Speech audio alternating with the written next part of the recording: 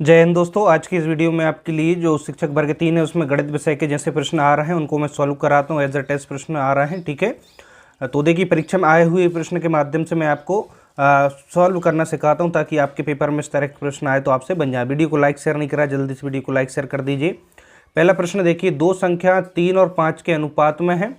यदि इनका अंतर कितना है 18 हो तो छोटी संख्या में बताना है, ठीक है। परीक्षा में आया हुआ प्रश्न है। देखिए, इसको कैसे सॉल्व करेंगे। दो संख्याओं का अनुपात 3 और 5 दिया है तो मान के चलते हैं संख्या 3x है और 5x है। क्लियर है। इन दोनों का अंतर दिया है ना, तो अंतर देखिए बड़ी से छोटी को घटा दीजिए। अंतर यानी 5x से 3x माइनस हो जाएगा। अंतर कितना है 18 है, तो 5 से 3 जाएंगे कितना आएगा 2x बराबर 18 और x बराबर 2 से 18 में भागे लग जाएगा 9। x की वैल्यू आ गई हमारे पास 9। यहाँ पे कौन सी संख्या पूछी, छोटी संख्या। तो छोटी संख्या कौन सी 3x, तो 9 का मान इसमें रखेंगे। x की जगह 9 दूनी 18 होती है 27। बड़ी संख्या पूछते तो x का मान यहाँ पे रख देते, तो 27 आंसर होगा। देखिए ये वाला, ठीक है। अब चलिए हम आगे बढ़ते हैं, दूसरा प्रश्न देखते हैं। दूसरा प्रश्न देखिए, 102 केले और 84 आमों का अनुपात हमें बताना है। तो बहुत ही ज़्यादा सिंपल है। 102 केले और 84 आम यानी कि बटे 84। अनुपात का मतलब ही बटे होता है और लास्ट में इसको अनुपात में चेंज कर देंगे। हम 2 से ही काटते हैं। 2 5 10, 2 एकम 2, 2 4 8, 2 दूनी 4। अब देखिए 2 से तो कटेगा नहीं, अब किससे कटेगा 3 से कट जाएगा। 5 और 1 6 और 4 2 6, 3 से कट जाएगा। 3 एकम 3, 2 बचे 3 7 है 21 और यहाँ पे 3 एकम 3, 1 बचा 3 4 12। अब देखिए अब नहीं कट रहा है तो नहीं कट रहा है, इसको अनुपात में लिखेंगे तो बटे को अनुपात में चेंज कर देते हैं। 17 अनुपात 14। तो देखिए उत्तर कौन सा होगा, सी वाला। बात क्लियर है। अब चलिए हम आगे बढ़ते हैं। देखिए नेक्स्ट क्वेश्चन देखिए, नेक्स्ट क्वेश्चन है 5.04 इंटू 10 की पावर -5 का सामान्य रूप क्या होगा। यानी इसका सामान्य रूप में हम इसको कैसे लिखेंगे। तो देखिए सबसे पहले इसको 5.04 है। देखिए घात माइनस की, इसको प्लस की बनाने के लिए नीचे कितना हो जाएगा 10 की घात 5, नीचे ले जाएंगे तो प्लस में हो जाएगा। इसका मतलब क्या है कि 0 5 बार है ना, तो 5.04 और नीचे 5 बार 1 2 3 4 5। अब 0 नीचे 5 बार है यानी कि यहाँ से जो दशमलव है आगे कितने अंक खिसक जाएगी, 5 अंक खिसक जाएगी। तो देखिए 5 अंक खिसका आना है ना, दशमलव यहाँ है, ठीक है। 1 अंक 2 3 4 5 और दशमलव यहाँ लग जाएगी, ठीक है। यहाँ से हट के कहाँ लग गई, यहाँ पे, और आगे 0 लगा देंगे। तो देखिए दशमलव 0.0000504 यानी कि 4 0 पहले आएंगी। देखिए 4 0 किस में आ रही है, यहाँ पे 4 0 504। तो उत्तर होगा बी वाला, ठीक है। अब चलिए हम आगे बढ़ते हैं। अगला प्रश्न देखिए, यहाँ पर 545 माइनस 1 की पावर 2 बराबर क्वेश्चन मार्क और डिवाइड बाई 0.2। इसको हमें सॉल्व करना है, आंसर बताना है। तो देखिए कैसे सॉल्व करेंगे इसको। 545 और 1 का स्क्वायर 1 ही होगा, ठीक है। एक ही स्टेप में भी कर सकते थे ना। क्वेश्चन मार्क की जगह पर एक्स लिख लीजिए और डिवाइड करना है ना, यानी कि नीचे कितना आएगा 0.2 भाग। तो 544 बचेगा, 1 माइनस होगा तो यहाँ पे 0.2 से इस साइड आगे गुणा हो जाएगा बराबर एक्स। तो यहाँ पे 2 से मल्टीप्लाई करी और 1 अंक बाद दशमलव लगा दी। 2 4 8, 2 4 8, 2 5 10, 1 अंक बाद दशमलव। तो x बराबर यहाँ से हमें कितना मिला 108.8। तो उत्तर देखिए डी वाला आंसर होगा, ठीक है। देखिए दोस्तों, आपको ऑनलाइन टेस्ट सीरीज लगाना है तो परीक्षा ऐप्स को डाउनलोड कर लीजिएगा, नीचे लिंक डिस्क्रिप्शन में मिल जाएगी। उधर 50 करके आप कोड यूज़ करेंगे तो आपको सीधा 50% का डिस्काउंट मिल जाएगा। देखिए परीक्षा से पहले आपको ऑनलाइन टेस्ट सीरीज लगाने का फ़ायदा क्या होगा कि आपको जो एग्ज़ाम में नर्वसनेस है और आप पहली बार ऑनलाइन एग्ज़ाम देने जा रहे हैं तो उसका सबका आपका अच्छा अनुभव हो जाएगा। तो आप सभी को ऑनलाइन टेस्ट सीरीज ज़रूर लगाना चाहिए। तो नीचे लिंक ऐप्स की डिस्क्रिप्शन में चेक कर लेना, ठीक है। अब चलिए यहाँ पे देखते हैं हम। देखिए अगला प्रश्न क्या है दोस्तों। अगला प्रश्न है कि 2y और 3y स्क्वायर 15y क्यू और 14y का सार्व गुणनखंड यानी कि SCF। सार्व गुणनखंड किसको कहते हैं, SCF को कहते हैं। SCF इसका निकालना है, ठीक है। देखिए SCF कैसे निकालेंगे, यानी कि महत्तम समापवर्तक। महत्तम समापवर्तक का मतलब क्या होता है, इन सभी में छोटी से छोटी कॉमन संख्या में देखना है, ठीक है। तो देखिए सबसे हाईएस्ट कॉमन फैक्टर देखते हैं, यानी कि बड़ी से बड़ी कॉमन संख्या। तो यहाँ पे देखिए बड़ी से बड़ी संख्या देखें, 2 बाय यहाँ पे है, यहाँ पे देखिए 2 नहीं है, बाय है। 15 यहाँ है, बाय यहाँ भी है, लेकिन क्यू है ना। अब 14 बाय, यानी कि इसमें कुल मिलाकर कॉमन देखें हाईएस्ट तो जो बाय है, ठीक है। देखिए बाय की घात 3 सभी में नहीं है, लेकिन बाय सभी में, यहाँ भी है, यहाँ भी है, यहाँ भी है, यहाँ भी है। तो इसका जो HCF है गुणनखंड कितना आएगा, महत्तम समावर्धक बाय। तो उत्तर कौन सा होगा, ए वाला। क्लियर है, इस तरीके से आप निकाल सकते हैं, बहुत ही सरल रहता है। अब चलिए अगला प्रश्न क्या है, अगला प्रश्न को ध्यान से देखिएगा। देखिए अगला प्रश्न क्या कह रहा है कि 3 किलोग्राम 500 ग्राम और 4 किलोग्राम 900 ग्राम का अनुपात हमें बताना है। अब देखिए इसको कैसे सॉल्व करेंगे, तो इसको देखिए 500 ग्राम क्या तो किलोग्राम में बदल लें दोनों जगह, या फिर जो किलोग्राम इसको ग्राम में बदल लें। तो हमें पता है 1 किलोग्राम में 1000 ग्राम होते हैं, तो 3 किलो में कितने होंगे, 3000 ग्राम। ठीक है, मैं इसको और शॉर्ट कर दूं, देखिए चलिए मैं लिख देता हूँ 3000 ग्राम और प्लस 500 ग्राम, और अनुपात पूछा यानी कि बटे लिख लीजिए। 4 किलो यानी कि 4000 ग्राम प्लस 900 ग्राम। आप चाहते तो इसको एक ही स्टेप में लिख सकते थे, 3000 प्लस 500 कितना हो जाएगा 3500, और यहाँ पे कितना हो जाएगा 4900। 2 जीरो से 2 जीरो, और 7 से कट जाएगा 7 5 35, 7 7 49, यानी कि 5/7 का मतलब क्या है 5:7। तो उत्तर कौन सा होगा, बी वाला। क्लियर है। चलिए अब हम वीडियो में आगे बढ़ते हैं। अब देखिए अगला प्रश्न है, 2 संपूरक कोण 19 और 17 के अनुपात में है, तो बड़ा कोण हमें बताना है। देखिए दोस्तों संपूरक कोण का मान कितना होता है, 180 डिग्री का कोण संपूरक कोण कहलाता है। तो 19 और 17 के अनुपात में है, तो हम मान के चलते हैं 19x और 17x कोण है। तो इन दोनों को प्लस करें कितना होना चाहिए, संपूरक कोण है ना, संपूरक कोण कितना होगा 180 डिग्री। 2 संपूरक कोण 19 और 17 के अनुपात में, संपूरक कोण आपस में कितने, इनका योगफल कितना होगा 180 डिग्री। तो यहाँ पे इसको हम सॉल्व करें तो देखिए यहाँ पे एक इसको दे दें तो 20 और 16 कितने हो जाएंगे, यहाँ पे 36x बराबर 180 डिग्री, x बराबर 180 डिग्री और बटे में 36 आएगा। इसको कैंसिल करें, 18 एकम 18 और 18 दूनी 36, 2 से कैंसिल करें 5, यानी कि x बराबर हमें कितना मिला, x बराबर हमें मिला 5। अब हमें बड़ा कोण पूछा है, बड़ा कोण कौन सा होगा 19x, तो बड़ा कोण 19x, x का मान 5 रखेंगे तो 19 5 95 डिग्री। ठीक है, छोटा कोण पूछते तो 5 यहाँ पे रख देते तो आंसर आपका होता। बड़ा कोण कितना होगा 95 डिग्री, उत्तर होगा डी वाला। चलिए अब हम अगले प्रश्न की ओर आगे बढ़ते हैं। अगला प्रश्न देखिएगा। अगला प्रश्न कह रहा है, यदि a और b 2 विषम संख्या हैं तो निम्न में से क्या सम होगा। यानी कि a और b विषम संख्या आपस में, तो इन जो नीचे ऑप्शन दिए हैं इनमें से कौन सा समीकरण ऐसा होगा जिससे कि वो सम संख्या बन जाए। तो हम इसको ऐसे लेके चलते हैं, a बराबर और b, यानी कोई विषम संख्या लेते हैं इसकी जगह। विषम संख्या 3 होगी, 5 होगी, ठीक है, और a यहाँ पे 5 भी ले सकते हैं, 7 ले सकते हैं, यहाँ पे 7 लें तो यहाँ पे 9 कुछ भी ले लीजिए। अब इसको देखना है कि यहाँ से इनको यहाँ पे अप्लाई करके देखना है कौन सा हमारा समीकरण सेटिस्फाई हो रहा है। a इंटू बी यानी कि 3 इंटू 5 करना कितना होगा, 3 5 15, 15 कैसी है विषम संख्या, गलत हो गया। अब ये क्या कह रहा है, a प्लस बी प्लस 1, तो यहाँ पे देखिए 3 और 5 8 और 1 जोड़ देंगे 9, 9 विषम संख्या हो जाएगी, तो ये भी गलत हो गया।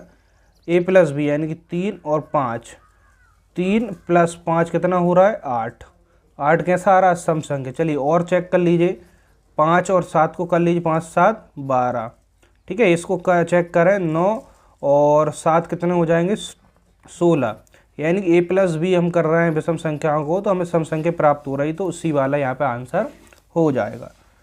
चलिए अब हम आगे बढ़ते हैं दोस्तों, ध्यान से देखिएगा। देखिएगा आगे अगला प्रश्न, एक रेखा कितने बिंदुओं से मिलकर बनती है। देखिए एक रेखा कितने बिंदुओं से मिलती है, मान के चलिए रेखा है, ठीक है, कितने बिंदुओं से होकर मिलेगी। देखिए यहाँ पर यहाँ पर यहाँ पर यहाँ पर, यानी कुल मिलाकर बात करें इस पर कितने बिंदु होंगे, अनंत बिंदु होंगे, ठीक है। तो अनंत बिंदुओं से होकर एक रेखा बनती है, तो उत्तर कौन सा हो जाएगा यहाँ पर, ए वाला। ठीक है, समझ में आ गया।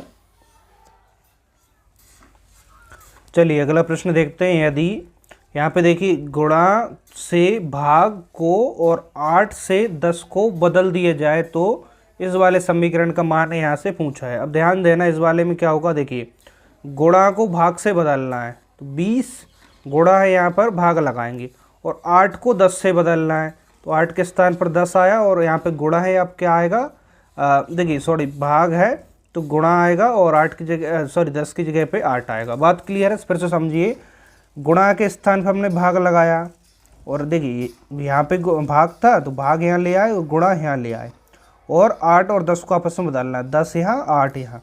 अब इसको सॉल्व करिए, कितना मिलेगा, 10 से इसमें 20 में भाग लगाए कितना आएगा, 2 और 8, 8 दूनी 16, तो आंसर हमारा कितना आएगा, 16। ठीक है, अब हम आगे बढ़ते हैं अगला प्रश्न की ओर। देखिएगा अगला प्रश्न क्या है, यहाँ पे रूट में लिखा है 81/4096, इसका मान हमें बताना है। तो 81 बाहर आएगा, 81 का तो हमें वर्गमूल पता है कितना होगा, 9। तो देखिए हम इसको डायरेक्ट भी बता सकते हैं, ऊपर 9 आ गया तो ऑप्शन देखिए ऊपर 9 केवल एक ही है, तो इस प्रकार से सी वाला, लेकिन हमें चलिए सॉल्व भी करके देखना है। तो सॉल्व करें तो कैसे करेंगे, इसको भाग विधि से इसका रूट निकाल लेंगे, पीछे से जोड़ा बनता है, तो यहाँ पे इस संख्या रखना जिसको सी मल्टीप्लाई करें इससे अधिक ना हो। 7 7 49 ज़्यादा हो जाएगा, 6 6 36, 6 रखेंगे, 6 6 36, तो 6 यहाँ भी जोड़ेंगे, 6 और 6 12, और कितना बचेगा 4, और अगला जोड़ा 96 में उतरेगा। अब यहाँ पे ऐसी संख्या रखना है जिससे उस पूरे मल्टीप्लाई करें इसके लगभग आए। तो देखिए यहाँ पर एक अनुमान नीचे से भी लगा सकते हैं ना, तो देखिए नीचे यहाँ पे 6 किसी में नहीं दिख रहा है, 6 है और दूसरा डिजिट में भी है तो 4 ही है, तो 4 रखाएगा, बाकी अब चेक भी कर सकते हैं, 4 रखाएगा और 4 यहाँ भी 4 से मल्टीप्लाई करें, 4 4 16, हासिल 1, 4 दूनी 8 और 1 9, और 4 एकम 4। देखिए अब शेष शून्य बचा, तो आपका यहाँ पे कितना मिला, 64, तो इसका रूट निकले कितना बचेगा, 64, तो आंसर आपका 9/64 हो जाएगा। बात क्लियर है? चलिए अब हम आगे बढ़ते हैं अगले प्रश्न की ओर। देखिए यदि एक आयत है, इसकी लंबाई 10% कम कर दी जाए और क्षेत्रफल वही रहे, यानी कि सिर्फ लंबाई में 10% की कमी कर रहा है और क्षेत्रफल सेम है, तो चौड़ाई में कितने प्रतिशत परिवर्तन आएगा वो हमें बताना है। मान के चलते हैं आयत की लंबाई x है और चौड़ाई y है, तो क्षेत्रफल कितना होगा दोस्तों, लंबाई इंटू चौड़ाई, लंबाई x माना है और चौड़ाई y है, हम इसको बार बार लिखेंगे नहीं। अब वो कह रहा है कि लंबाई में 10% कमी कर दें, लंबाई में 10% कमी यानी x है और इसमें 10% कमी यानी कि 100 माइनस 10, 90/100, तो कितनी आ गई लंबाई, 9x/10। अब लंबाई ये है ना। अब देखिए नई लंबाई, इसको नई लंबाई कह लें, नई लंबाई 9x/10 है, तो नई चौड़ाई कितनी होगी, तो हम मान के चलते हैं z है, तो नया क्षेत्रफल कितना होगा, नया क्षेत्रफल होगा नई लंबाई इंटू नई चौड़ाई, तो नई लंबाई और नई चौड़ाई, नया क्षेत्रफल इतना है। क्वेश्चन कह रहा है कि देखिए लंबाई 10% कम कर दें और क्षेत्रफल पहले जैसा ही रहे, है ना, पहले के बराबर, तो चौड़ाई में कितना परिवर्तन आएगा वो हमें बताना है। यानी कि जो अभी क्षेत्रफल आया और पहले का क्षेत्रफल दोनों आपस में कैसे होंगे, बराबर होंगे, यानी कि 9x/10 इंटू जेट बराबर कितना होगा, xy। तो यहाँ से हम जेट यानी कि जो नई चौड़ाई है वो निकाल सकते हैं। ठीक है, ऊपर कितना हो जाएगा 10 और नीचे 9x, ये उस साइड जाएगा ना, पलट जाएगा, x से x कैंसिल, तो कितना आया यहाँ पर 10/9, तो z बराबर कितना आ गया 10/9, यानी कि z क्या है, नई वाली चौड़ाई है। अब ध्यान देना यहाँ पे बाय भी है, ठीक है, बाय है, नई चौड़ाई आ गई 10/9 बाय, पहले चौड़ाई कितनी थी 9, तो यहाँ पे कितनी देखिए, यानी कि 9 से भाग लगाएंगे, इसमें अधिक आ रहा है, ऊपर बड़ी संख्या अधिक है, और वैसे भी आप अंदाजा लगा सकते हैं कि लंबाई कम हुई है तो चौड़ाई बढ़ेगी, तभी क्षेत्रफल बराबर रहेगा। तो देखिए कितनी यहाँ पे बढ़ी, पहले चौड़ाई इतनी थी, ठीक है, अब कितनी हो गई, अब हो गई यहाँ पर कितनी, देखिए अब बढ़ गई 10/9 बाय। तो अभी की जो चौड़ाई इससे पुरानी माइनस करें तो जो अंतर है वो आ जाएगा, देखिए 9 बाय और 10 बाय से 9 बाय जाएगा तो बाय/9, तो बाय/9 क्या हुआ, उसकी चौड़ाई में इतने वृद्धि हुई।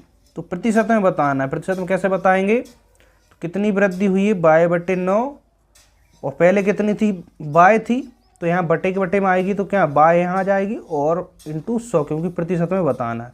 बाय से बाय कैंसिल, 9 से इसको काटेंगे, 9 एकम 9, 1 बचेगा 10, 9 एकम 9, यानी 11 सही 1/9% उसकी क्या चौड़ाई में प्रतिशत वृद्धि होगी। बात क्लियर है।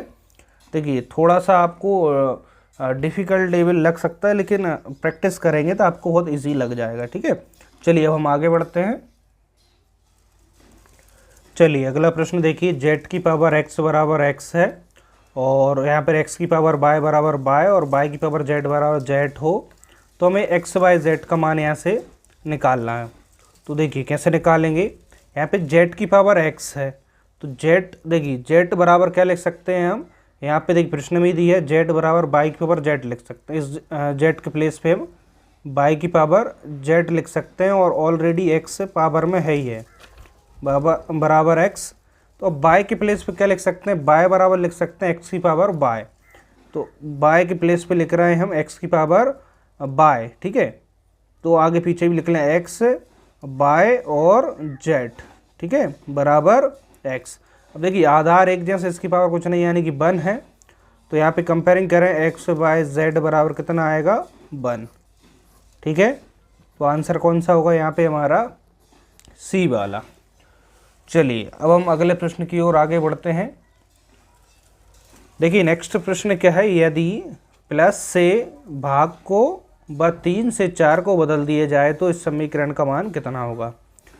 प्लस की जगह पे हमें भाग लगाना है। ठीक है, प्लस है और एक बात और ध्यान रखना है, 3 से 4 को रिप्लेस करना है। प्लस की जगह पे भाग लगाया और 3 4 को आपस में रिप्लेस करना है, 3 आएगा है ना, गुणा 4, भाग के प्लेस पे प्लस लगाना है। ठीक है, थोड़ा सा आप इसमें गलती कर देंगे तो आपका आंसर गलत आ जाएगा। जिसमें भाग लगेगा 3 से 3 3 9 और इंटू 4 प्लस कितना होगा 2 माइनस 5 बराबर क्वेश्चन मार्क। देखिए 3 4 12 और 2 14 माइनस 5, तो 14 में से 5 जाएंगे कितना आएगा 9, तो क्वेश्चन मार्क की वैल्यू कितनी आ गई 9, तो ये हमारा आंसर होगा। देखिए दोस्तों आपको परीक्षा में बिल्कुल भी नर्वस नहीं होना है ना, मैथमेटिक्स के बहुत इजी क्वेश्चन आ रहा है, बस थोड़ा सा जो डिफिकल्ट लेवल आ रहा है वो ईवीएस का आ रहा है, पर्यावरण का, तो वो अंतरिक्ष से रिलेटेड, स्पोर्ट्स से रिलेटेड और जो थोड़ा सा करंट जीके है, जो साइंस से रिलेटेड, उनको पढ़ लें और बाकी आपने सिलेबस में जो पढ़ा है वही उसी पर ध्यान दें। अब नया बहुत ज़्यादा ऐड करने की आवश्यकता नहीं है। ठीक है, और बिल्कुल भी स्ट्रेस लेकर ना जाएं। मैं हमेशा कहता आया हूँ स्ट्रेस फ्री होकर परीक्षा दें, आपका एग्ज़ाम बहुत बेहतर जाएगा। और आप जैसे ही एग्ज़ाम आपका हो जाए तो मुझे नीचे कमेंट्स में आपके नंबर ज़रूर बताना, और टेलीग्राम ग्रुप की लिंक भी नीचे है तो वहाँ जुड़ जाना, व्हाट्सएप ग्रुप पर भी जुड़ जाना और आपके क्वेश्चन भी ज़रूर भेजना। ठीक है, चलिए अगला प्रश्न है, किसी समकोण त्रिभुज में 2 न्यून कोणों का अनुपात 2:3 है, तो छोटा कोण क्या होगा वो हमें बताना है। देखिए कोई भी एक समकोण त्रिभुज है, मैं यहाँ पे बना देता हूँ। समकोण त्रिभुज में क्या होता है, एक कोण 90 डिग्री, तो टोटल तो त्रिभुज में 3 कोणों के भी 180 होता है, 1 90, तो जो 2 शेष बचे तो कितने के बचेंगे, दोनों मिलाकर 90 होंगे, 90 90 180, तो ये दोनों आपस में 90 होंगे, तो दोनों न्यून कोण 2 और 3 के अनुपात में, तो 2x और 3x इनको लें तो इन दोनों को प्लस करें तो टोटल ये तो 90 होगा, तो 3 2 5 x बराबर 90, तो x बराबर 5 से भाग लगाएंगे, 5 एकम 5 4 0 5 8 40, तो x का मान कितना आ गया दोस्तों 18।